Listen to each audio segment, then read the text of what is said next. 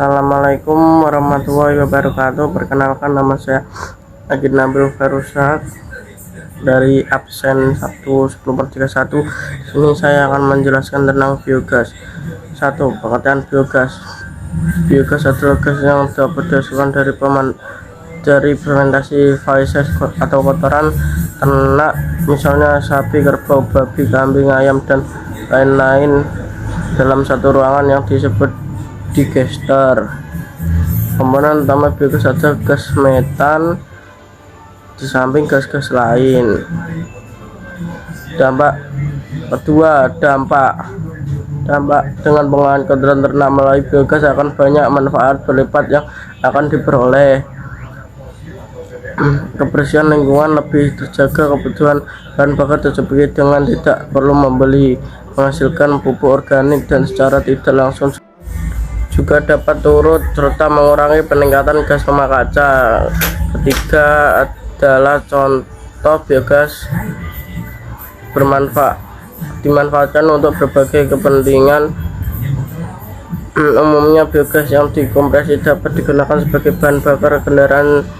Selain itu, mengutip National Grid, biogas juga digunakan sebagai pengganti gas alam.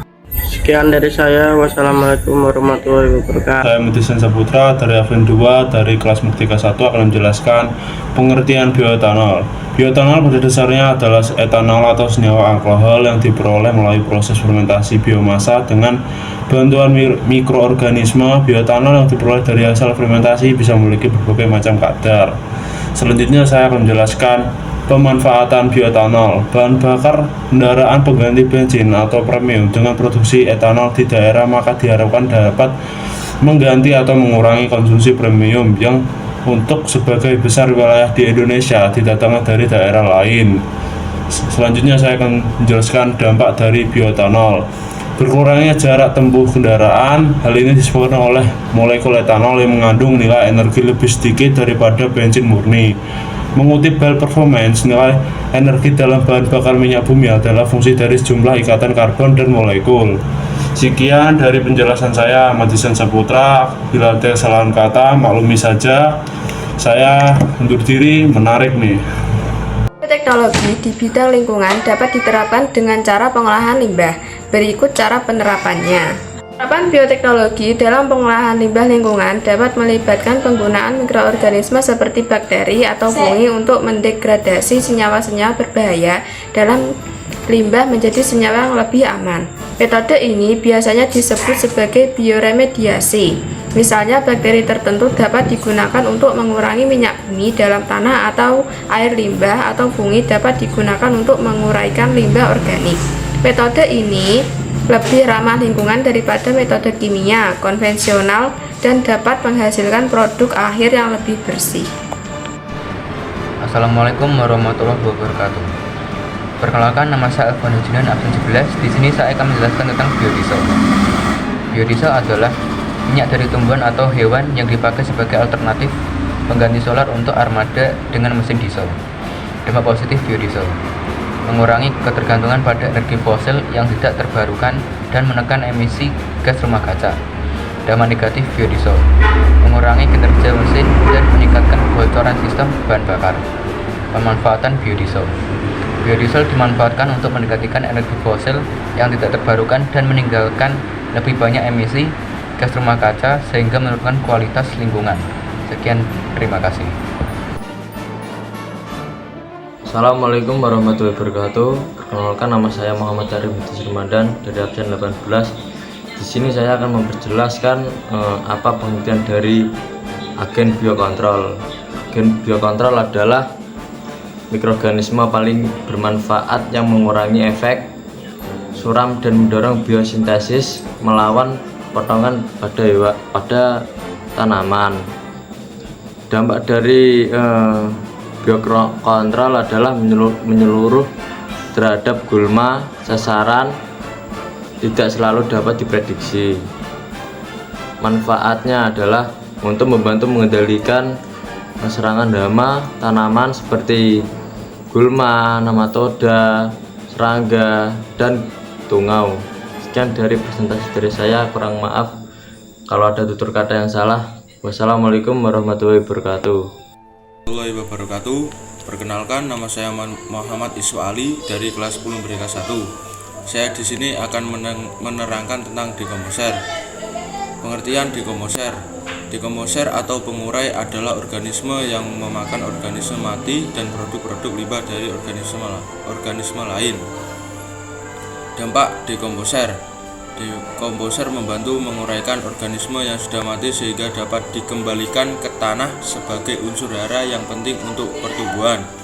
Melalui proses penguraian yang dilakukan oleh dekomposer, gas karbon dioksida akan dihasilkan. Gas ini sangat bermanfaat bagi proses fotosintesis tumbuhan. Manfaatan dekomposer. 1. Pengomposan. Penggunaan bakteri, fungsi, dan organisme lainnya untuk mengurai bahan organisme menjadi kompos yang kaya akan nutrisi. 2. Pengolahan limbah organik. Menggunakan dekomposer untuk menguraikan limbah organik seperti sampah dapur, limbah pertanian, dan limbah lainnya. 3. Bioremediasi. Menggunakan mikroorganisme dekomposer untuk membersihkan pencemaran lingkungan seperti tanah yang tercemar oleh bahan kimia atau minyak. 4. Pengolahan limbah industri. Memanfaatkan dekomposer untuk mengurangi limbah industri yang kompleks. 5. Pemulihan tanah.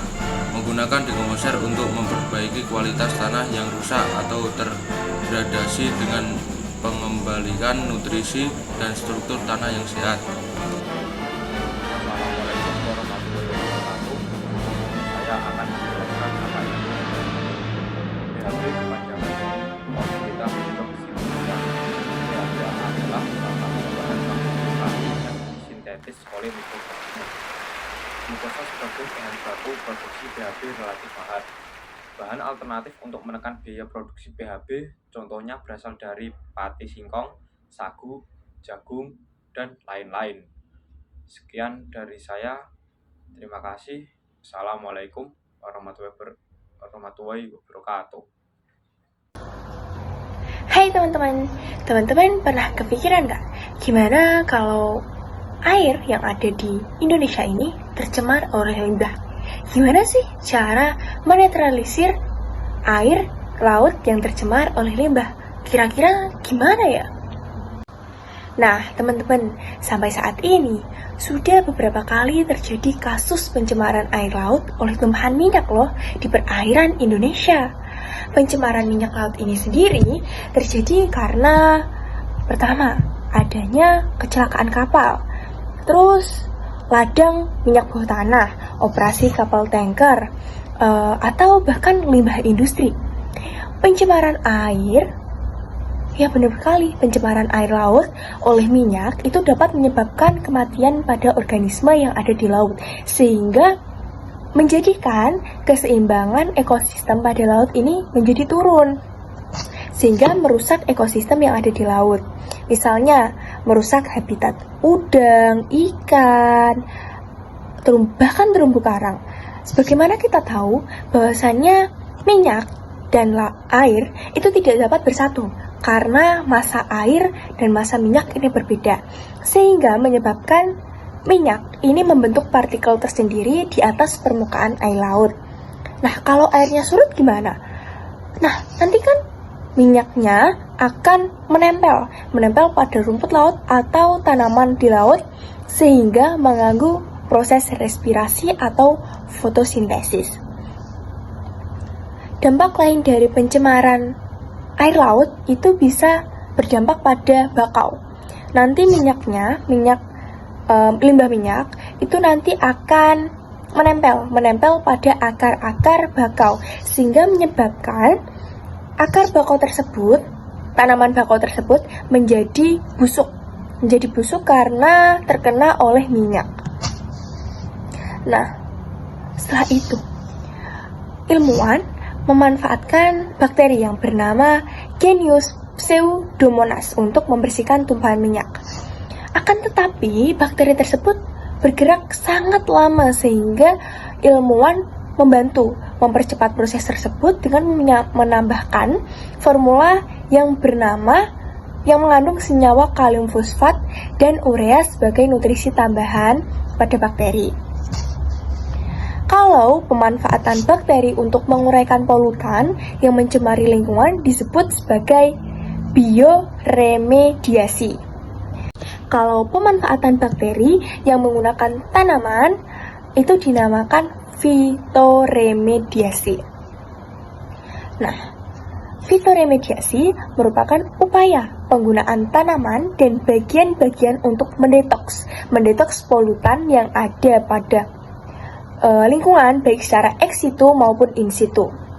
Sekali dayung, dua pulau terlampaui. Ini mungkin salah satu ungkapan yang sesuai untuk proses fitoremediasi. Bagaimana tidak? Dengan proses fitoremediasi, ini kita bisa mendetoks atau meremediasi tanah atau air atau polutan lain atau lingkungan yang tercemar sehingga lingkungan tersebut menjadi normal kembali dan menambah nilai estetika pada lingkungan yang tercemar. Tujuan utama dari teknik fitoremediasi adalah mengembalikan kualitas lingkungan yang terkontaminasi oleh zat-zat berbahaya seperti logam berat, senyawa organik, minyak, atau bahkan bahan kimia lainnya. Manfaat proses fitoremediasi adalah menggunakan bahan yang alami sehingga ramah lingkungan dan tidak memberikan efek samping yang merugikan lingkungan. Kedua, tidak mengganggu kehidupan ekosistem lain di sekitarnya, tetapi malah memberikan nilai lebih atau nilai lebih melalui estetika.